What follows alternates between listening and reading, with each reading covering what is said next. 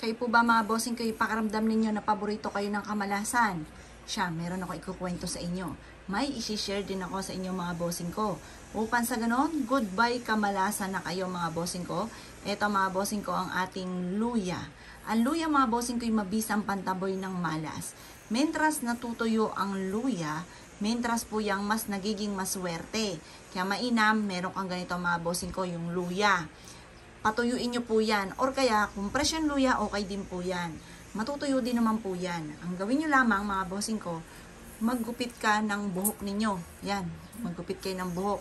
At pagkatapos mga bossing ko, bago po yan, isusulat natin dito ang inyong tunay na pangalan at ipilido. Pati na rin ang birthday at year kung kailan kayo ay pinanganak. Halimbawa, ito, Apple Pagyo. Tapos sulat nyo po birthday ninyo. Halimbawa, birthday ko po kasi August 9, 1981. Pagtapos po niyan mga bossing ko, pwede nyong ibulong na lang kung ano yung gusto po ninyo. Or kung ayaw nyong ibulong, pwede rin naman na isulat po ninyo. Halimbawa, gusto po ninyo, manalo ako ng jackpot. Yan. Manalo, ano ba itong ballpen ko? Manalo ako ng jackpot. Pagkatapos sabihin ang numero.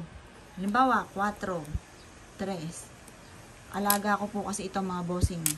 10, 28, 19. Yan po mga bossing. Sabihin nyo po dito, positive lamang mananalo ko ng jackpot. Pagkatapos sulat nyo po dito yung matagal na amount nyo ng pinapangarap. 1 billion.